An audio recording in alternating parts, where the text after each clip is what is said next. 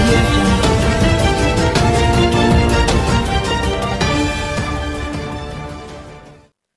అలాగే ముఖ్యమంత్రి గారు కూడా ఒక కాన్ఫ్లిక్టింగ్ స్టేట్మెంట్స్, కాంట్రాడిక్టరీ స్టేట్మెంట్స్ ఉంటాయి. ఒకసారి స్పెషల్ ప్యాకేజ్ సరిపోద్ది అన్నారు, కొన్ని రోజుల తర్వాత స్పెషల్ ప్యాకేజ్ అవసరం లేదు, అది గొప్పది, పాచిపోయిన లడ్డూ లేని సరే మేము తీసుకుంటాం, మాకు అవే కావాలి మా రాష్ట్రానికి అని చెప్పారు. ఒక 2 సంవత్సరాల్లో, కొద్ది సంవత్సరాలు అయిపోయింది, 1.5 years అయిపోయిన తర్వాత ఇప్పుడు అవి కాదు, ఇవి సరిపోవు, అది కూడా రావట్లేదని చెప్పారు. ఇట్లా ఇంత కాంట్రాడిక్టరీ, ఇంత కన్ఫ్యూజన్స్ ఎందుకు ఉన్నాయి?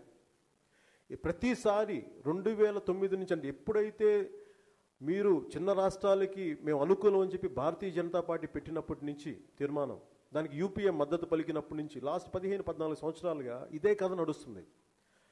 ప్రజలకి మీరు ఏమి చేయాలో మీరు అవి చేయరు, కాకపోతే మీరు అనుకున్నవి ఇలా కన్ఫ్యూజన్ క్రియేట్ చేసి ఈ రోజుకి కూడా దీనివల్ల నష్టపోతుంది.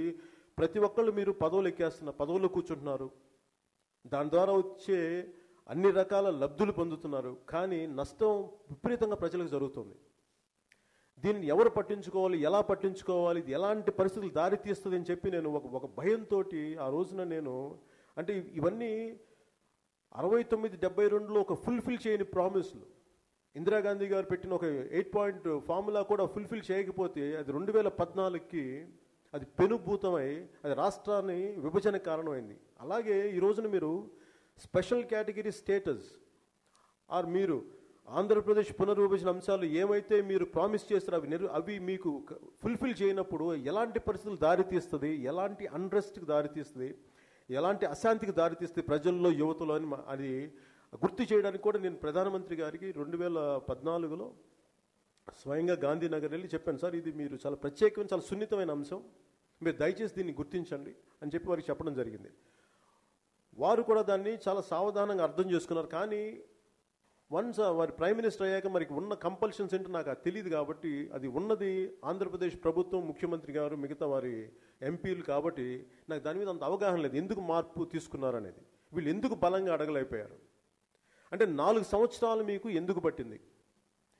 మళ్ళీ ఇప్పుడు కూర్చొని స్పెషల్ ప్యాకేజ్ రాలేదని చెప్పారు. ఆ రోజు నేను పాచిపోయిన లడ్డూలు అంటే కాదు, పాచిపోయిన లడ్డూలు మహా బంగారం అని చెప్పి తీసుకున్నారు.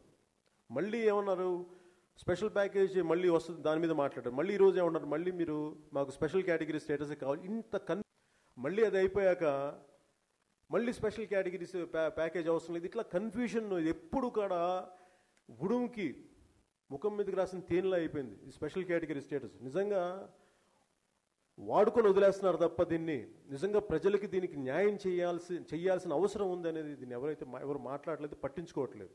ఏంటండి వీడియో నచ్చిందా? అయితే ఓ లైక్ వేసుకోండి, లేదంటే ఓ కామెంట్ చేయండి. ఎప్పటికప్పుడు మా వీడియోస్ చూడాలంటే సబ్స్క్రైబ్ చేసుకోండి.